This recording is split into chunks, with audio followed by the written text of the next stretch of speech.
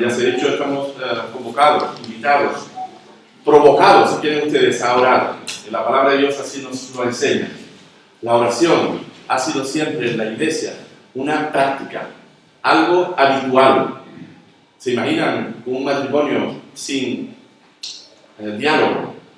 O en todo caso, sí, no, adiós, hola, ¿verdad? Eso sería muy triste en un matrimonio, así, una relación así. La oración es una forma de diálogo con Dios. Si queremos y estamos relacionados con Dios, eso tiene que manifestarse, entre otras cosas, en nuestro dialogar constante con el Señor. Y esa es la que el Señor ha provisto para nosotros, para que podamos comunicar con Él, contactar con Él, dialogar con Él. Pues se ha usado el término oración, que no significa más que discurso, pequeño discurso, relación con alguien, dirigido a alguien, con el motivo que sea, ¿verdad? Así que esta semana, como ya ustedes saben, Alianza Evangélica Europea y la Alianza Evangélica Mundial, que es una entidad que reúne a cristianos de todas las denominaciones evangélicas de todo el mundo y programa cada año una semana, al principio del año, ya hace más de 100 años, del 1800 y pico, que se comenzó, en una fecha se me va, pero bueno, está por ahí, en el folleto 1800, no sé cuánto, se comenzó esta práctica y se sigue haciendo así. Es decir, que hace casi 200 años que se está realizando esta práctica de al principio del año dedicar una semana especial en todas las iglesias a orar. Decimos que la oración es una práctica sin la cual la relación que queremos, que el Señor quiere, que nosotros queremos tener con el Señor, se seca, se ahoga, como una relación familiar, matrimonio, decimos, o padre-hijo, o amigos, que la comunicación se rompe o no se produce, ¿verdad? Eso se muere en sí mismo, se seca como una planta que no se riega. La oración se ha dicho que es el hábito vital, es decir, aquella respiración que necesitamos para mantenernos vivos. Pues igual pasa con la oración. Ahora, en este año el tema ha sido la misma oración de Jesús, es decir, en la oración que Jesús enseñó como modelo, como aparece en el Evangelio de Lucas, en el capítulo 11, que leyó el hermano Francisco, cuando sus discípulos, después que Jesús había estado orando, terminó de orar. Vamos a verlo de otra manera. ¿Se puede aprender a orar? ¿Sabemos todos orar? Los discípulos, después de haber estado un tiempo con Jesús, ¿qué dice el Evangelio de Lucas? ¿Qué le dijeron a Jesús? Enséñanos. Enséñanos a orar. A veces damos por sabido todo, ¿verdad? Nosotros lo creemos todos muy inteligentes y damos que todos lo sabemos. Y es verdad que el Señor escucha, mira, un grito lo oye, una palabra que sale del corazón, el Señor lo oye. Pero hay algunos elementos a tener en cuenta, algunos criterios, algunos principios a tener en cuenta. Y es muy importante saber, primero, qué es la oración. Decimos, ¿no? Es un diálogo con alguien. No es simplemente expresar sentimientos o expresar deseos, que serían declaraciones que se usan en las religiones que no creen en Dios. Fíjense cómo es la cosa. Hay religiones que no tienen a Dios como centro de nada y sin embargo hacen especie de letanías, es decir, expresan pensamientos positivos que esperan que esos pensamientos se conviertan en realidad. La oración en la Biblia no es la expresión de pensamientos positivos o negativos, que podría ser también. Es un diálogo de alguien, nosotros, que habla con alguien, ¿verdad? No es simplemente expresar pensamientos o el pensamiento positivo que están de moda y que lamentablemente se ha metido en algunas iglesias y han confundido la oración con la expresión de los pensamientos o declaraciones positivas. Dicen palabras y ahora espera que se cumplan. Es decir, Dios no hace falta, sino que yo pronuncio una frase o un deseo de mi corazón o de mi cabeza o de mi capricho y espero que eso tenga realidad. Eso no es la oración en la palabra de Dios. La oración es algo que alguien quiere comunicar, pedir, alabar a alguien, la persona con el Creador. Eso es la oración. Y eso se aprende también. Hay elementos imprescindibles que han de estar presentes en la oración. Como saben, esta oración que se ha leído en Lucas también aparece en otros de los evangelios. ¿En cuál aparece? No aparece en los cuatro. En Mateo. ¿En cuál no aparece? La oración del Padre Nuestro. ¿En cuál otro aparece? En Mateo. En Mateo, en el capítulo 6. Vamos a irnos a Mateo, aunque no quiero olvidarme de Lucas, porque ya hemos visto ese detalle, ¿verdad? Que los discípulos le preguntaron a Jesús Señor, enséñanos a orar. Y nosotros queremos tener esta semana y vamos a procurar aprender, hermano, aprender lo esencial que podamos aprender. Sabemos bastante, gracias al Señor, porque practicamos, porque hablamos de la oración, pero tenemos que seguir en ese camino. En el capítulo 6 de Mateo, en el contexto de lo que se llama el Sermón del Monte, aparece también esta oración, la misma oración que aparece en Lucas como respuesta a la petición de uno de sus discípulos. En Mateo no la encuadra o no la pone aquí como una respuesta, pero no porque no fuera, sino porque al redactarlo, nosotros tenemos que entender que cada evangelio es una obra literaria, es un cuerpo literario que el que lo escribió se planteó a ver cómo lo voy a redactar, sé lo que quiero decir, pero a ver cómo lo voy a decir, ¿verdad? Y entonces cada uno lo digo de una manera diferente, aunque estaban diciendo básicamente lo mismo. Así que encuadra su oración modelo en otro contexto, sin que esto quiera decir que lo que dice Lucas no fuera como dice Lucas.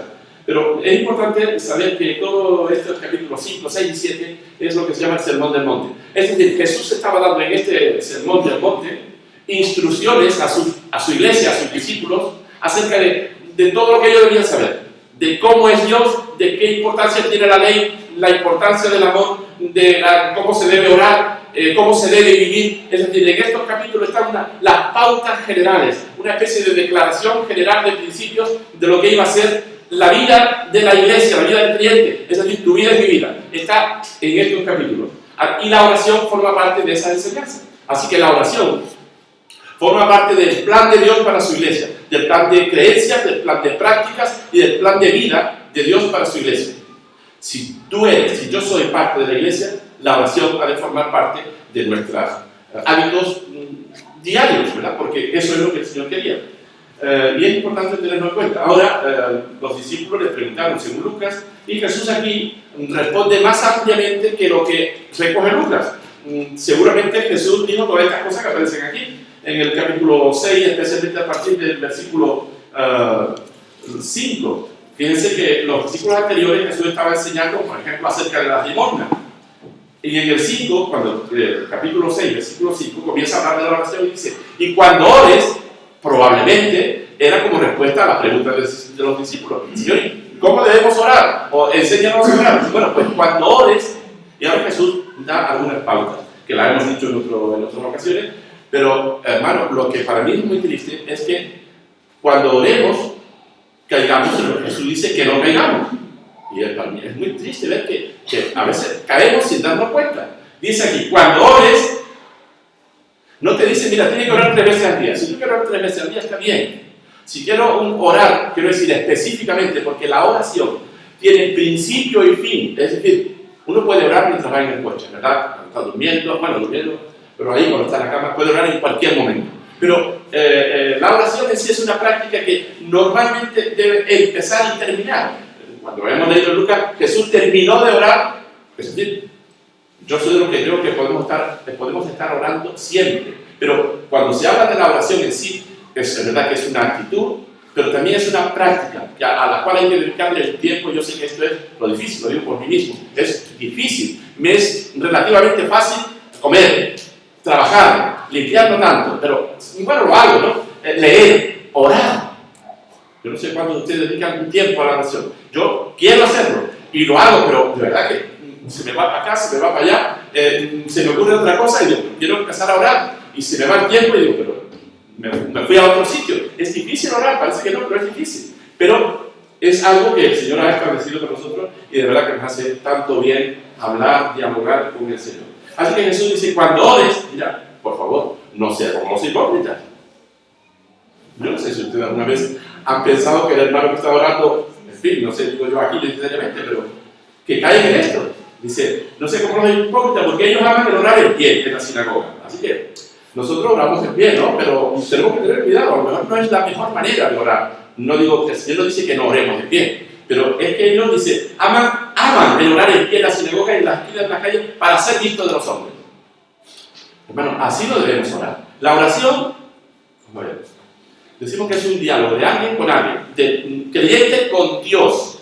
Es decir, la oración, cuando hablamos de oración, cuando nosotros hablamos también de una forma de orar entre nosotros, hablamos, dialogamos, estamos usando el don del habla, la lengua, la oralidad, o sea, eso es así. Pero cuando hablamos de la oración con Dios, es con Dios, no es orar pretendidamente a Dios para que me oiga el hermano. Y a veces hay predicación en nuestras oraciones, y estamos orando y estamos predicando al hermano. Orar con Dios es hablar a Dios, y tú te olvidas, de cierto modo, si es el caso, es decir, si estoy orando por mi hermano, tiene un problema, oraré por mi hermano, pero no para que mi hermano oiga, puede oír o no oír, eso es indiferente, ¿verdad? Así que si cuando ores, no sea como los hipócritas. Vaya, eso es lo más triste, que un cristiano se convierta en aquello que Jesús tanto señaló. Mira, Jesús señaló, ¿a quién señaló Jesús? Por no decir acusó, pero señaló más. A los políticos, que también lo sabía, a las prostitutas, a los comerciantes, a los religiosos. ¿A quiénes señaló Jesús más? ¿A quiénes señaló Jesús más con el dedo? A los religiosos. A los religiosos. A los religiosos. A los que se decían que eran creyentes. A los escribas y fariseos que se tenían por creyentes. Porque, hermano, esa es la enfermedad más común entre las personas religiosas, la hipocresía. Aparecer una cosa y ser otra. Y eso es lo que Jesús no quería. Por eso dice, cuando ores, mira, cuando tú quieras orar, pero cuando ores no seas como hipócrita. O sea, no ores para eso.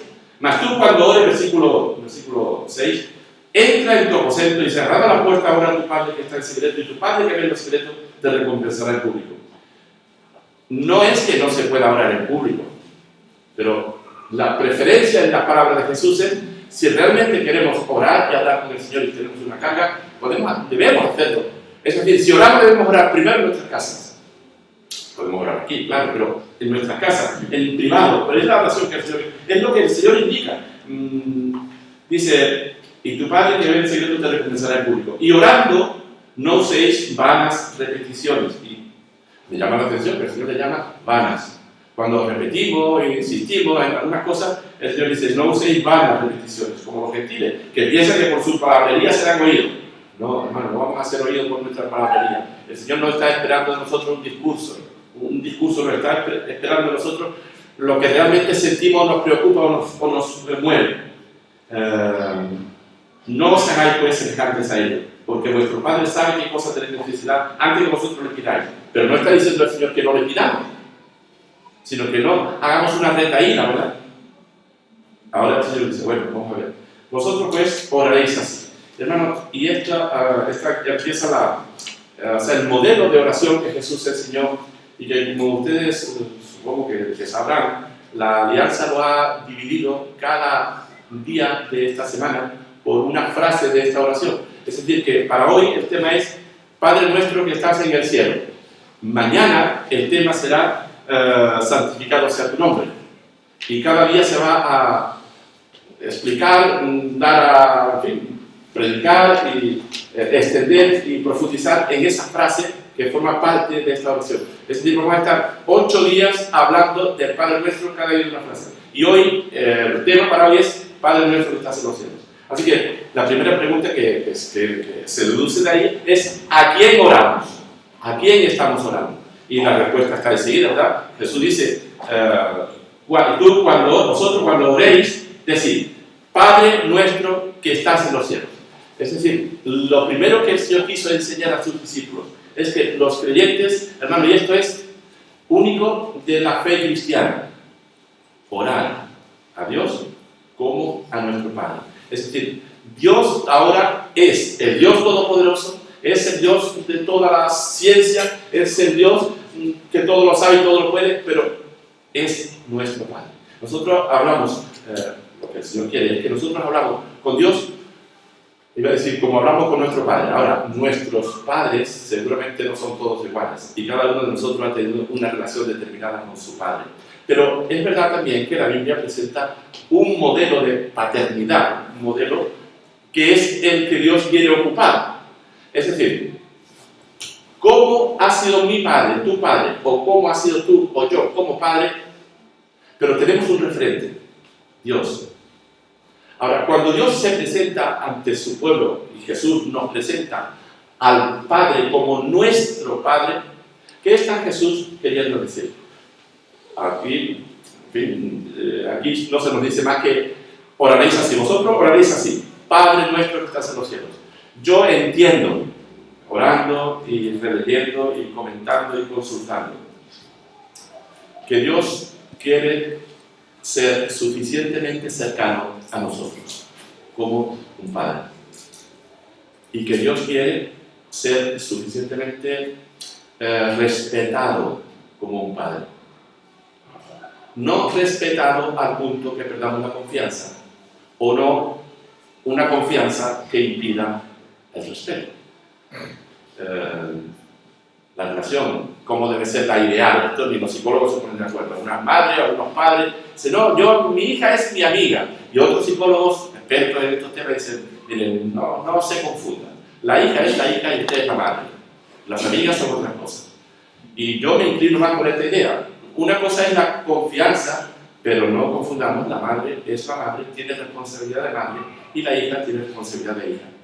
Y es bueno que haya confianza, pero tiene que haber un respeto, porque la madre tiene unos años que la hija no tiene, una experiencia, una responsabilidad en la instrucción.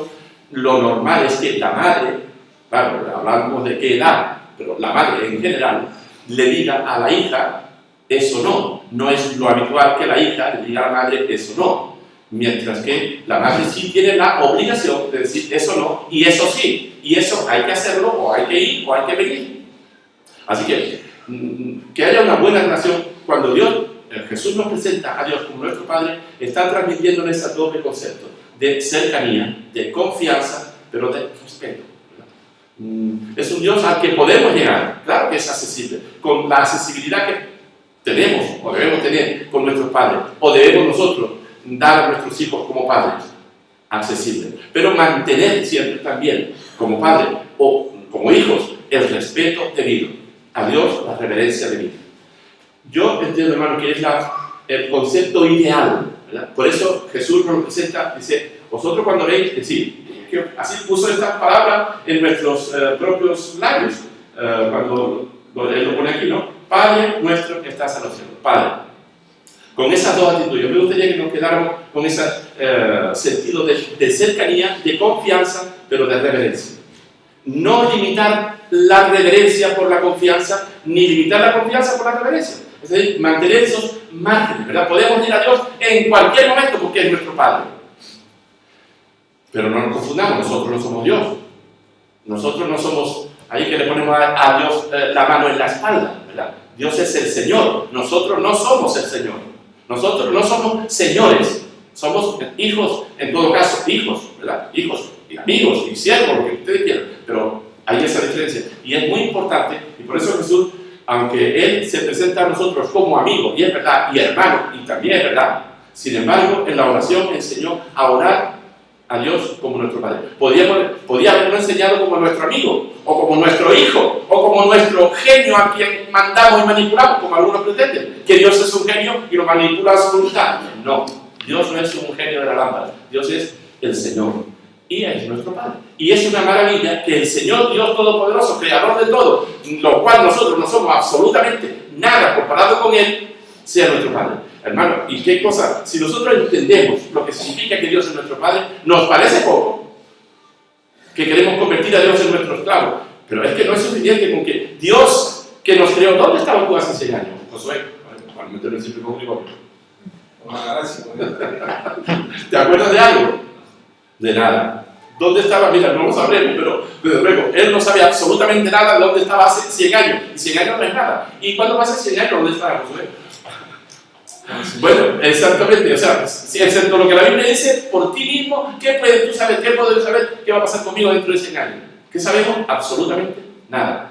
Lo que el Señor ha revelado, pero aparte de ahí, que lo normal es que seamos un par de motas de polvo por ahí volando. Eso será, Paco, por lo grande que somos y todo, ¿verdad?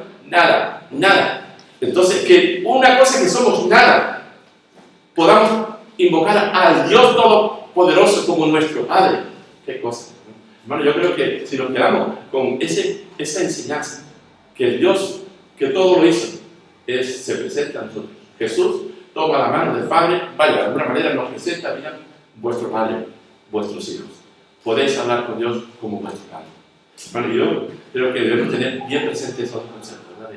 De la confianza, de la accesibilidad, de la cercanía, del respeto, de la reverencia. Dice, Padre nuestro, no es un Padre mío exclusivo, es mi Padre y tu Padre, nuestro Padre. Eso hace que nosotros tengamos concepto vamos a decir, de fraternidad, porque tenemos un mismo Padre. Así que somos hermanos, querámoslo o no. Seamos más guapos, más feos, más simpáticos, más antipáticos, somos hermanos. ¿Entiendes? Hay hermanos que casi normal, que a veces preferimos a algunos hermanos o a algunas hermanas a otros, pero somos hermanos todos. No importa el color, no importa la raza, no importa la simpatía, somos hermanos. Cuando oramos, Padre nuestro, Jesús quiso dar a sus discípulos este concepto. Ustedes todos son hermanos. En ese sentido, iguales. Cada uno tendrá sus características, pero en cuanto a nosotros, no está contemplado en el plan de Dios que yo, que tú, que aquel se considere superior a otro. No, que nadie, dice luego Pablo, que nadie tenga más alto concepto de sí que el que debe tener. Hermanos, hijos del mismo Padre. Ese es otro de los grandes privilegios, que podemos ser hermanos. Y qué hermoso, bueno, no te compartía Marcelino un poquito en con el grupito que estábamos reunidos, algo de cómo fue para él, ¿no? Venir de otro país, cultura diferente, trasfondo diferente, en África, venir a un país pues, más europeo, que estamos en África también, pero bueno, más europeo, más occidental, con otras costumbres, y él apreció algunas cosas, ¿no? Que fue muy importante. La importancia de encontrar hermanos, que tú vayas a otro país, hay otros hermanos aquí, a la mayoría aquí son de países diferentes, lugares diferentes, y podemos llamarnos hermanos, y podemos tener esa confianza de hermanos, y amarnos y orarnos por otros hermanos. Padre nuestro, porque tenemos un Padre común.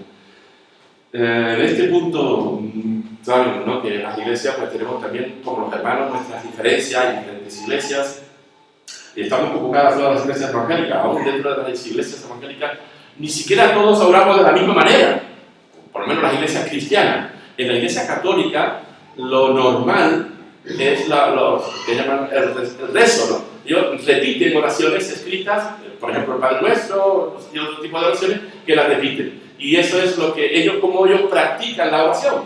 Yo ahora no me meto, no voy a valorar lo que sea bueno o malo, pero esa es la forma que ellos tienen. Entre las iglesias evangélicas, pues también hay diferentes formas de orar.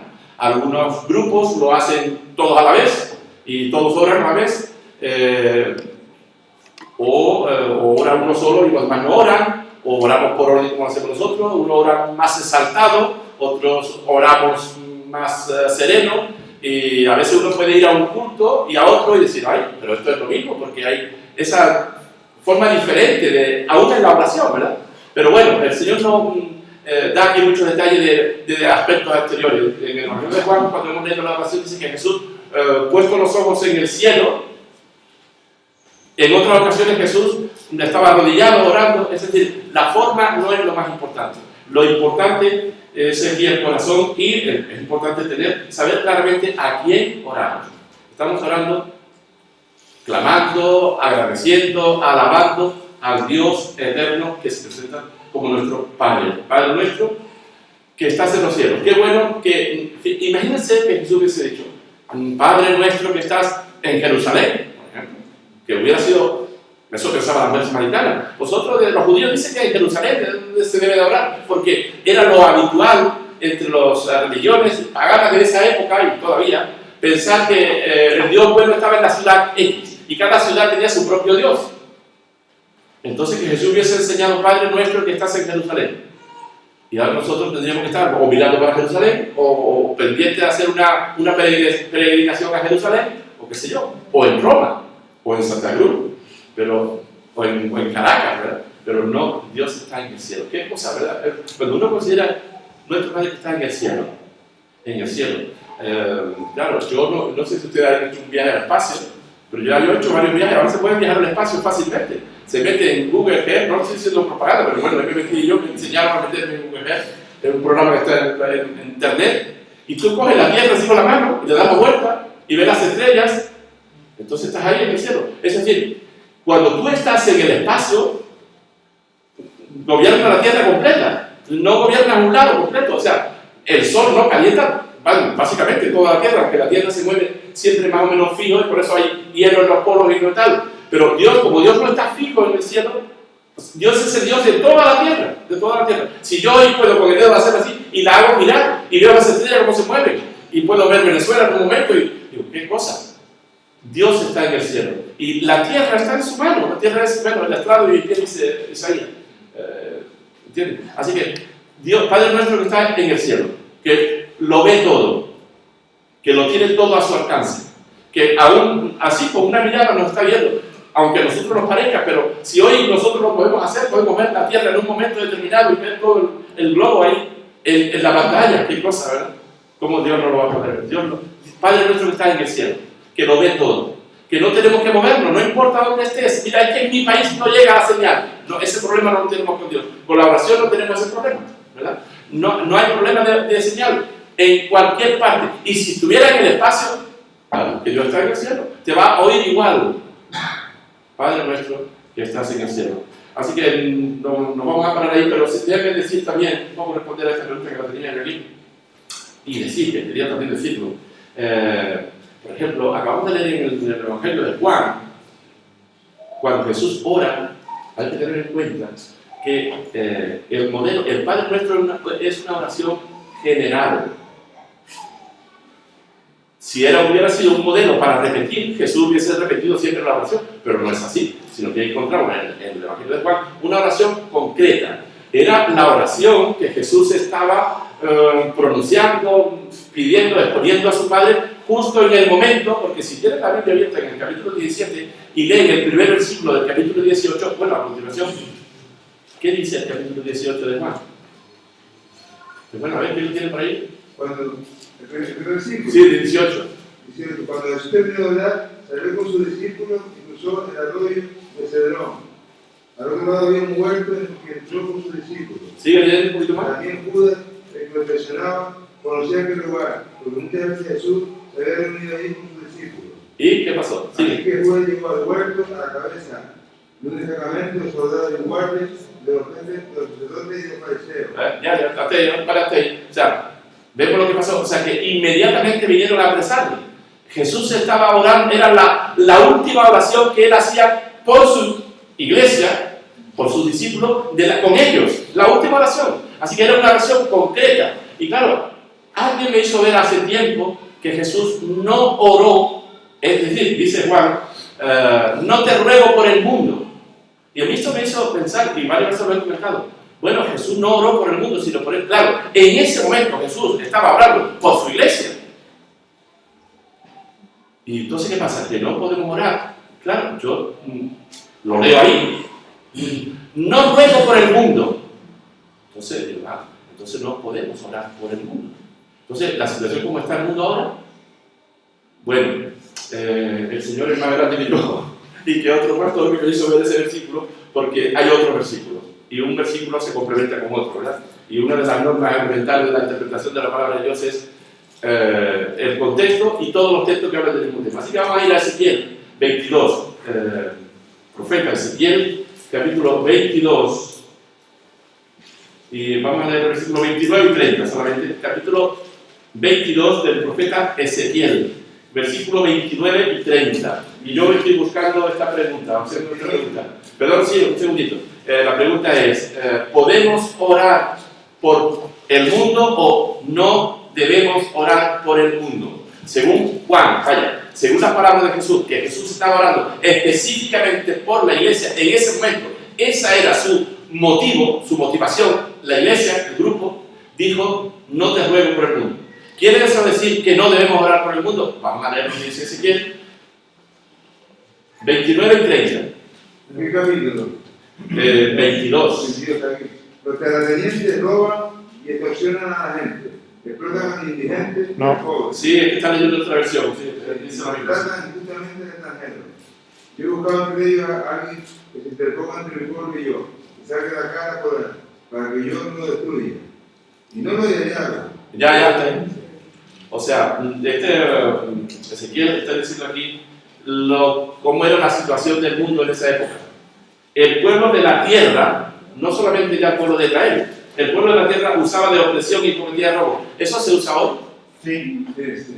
¿En algún país solamente o en más? ¿Habrá un país que esté libre de eso? Esto sucedía en la tierra.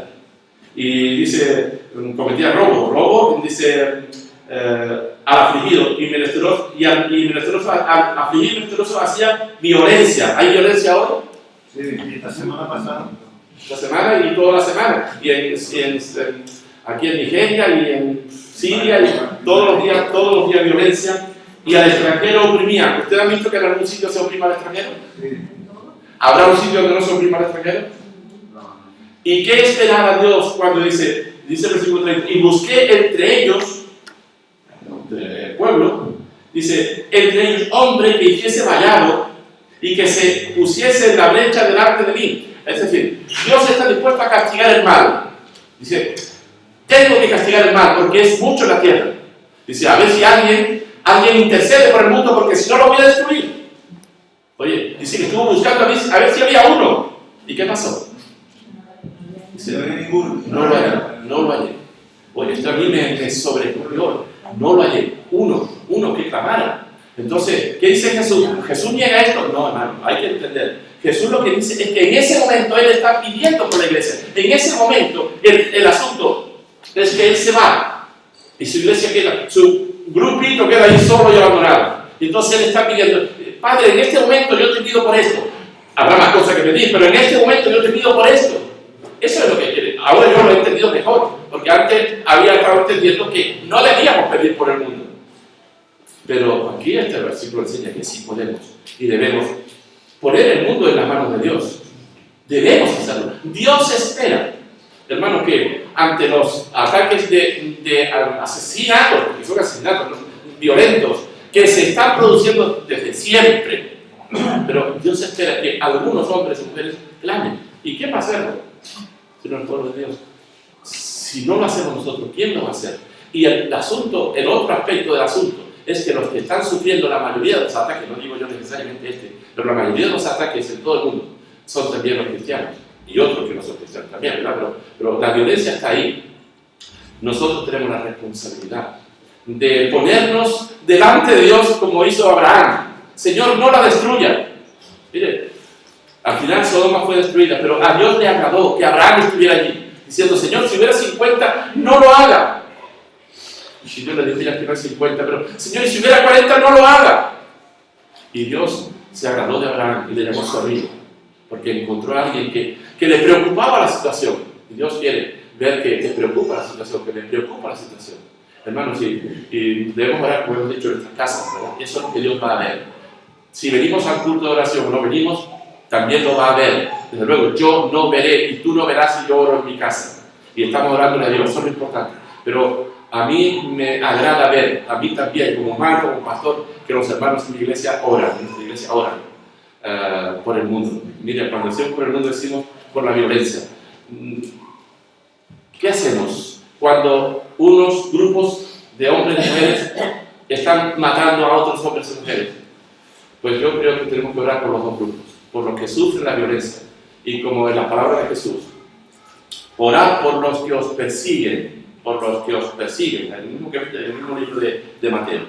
Así que tenemos y debemos orar por esta situación, por los que asesinan, hombre, y por los que sufren la violencia, también debemos orar, porque esta es la situación, que el Señor es el Señor del Señor, y nuestra responsabilidad es orar. Lo que Dios vaya a hacer, lo hará, pero nuestra responsabilidad es ponernos ahí en los vallados, en los huecos, para que, implorando que el Señor tenga paciencia, que el Señor va a hacer su voluntad, pero tiene en cuenta nuestras oraciones. Las oraciones cambian las cosas. El Señor iba a destruir a los Sodoma y Gomorra. ¿Qué hubiese sido de Lot sin la oración de Abraham? Yo tampoco lo sé. Yo no lo sé. Si el Señor se había olvidado de ellos, no lo sé. Pero lo que el relato nos dice, que Abraham oró por 50, por 40, por 30, por 20, por 10.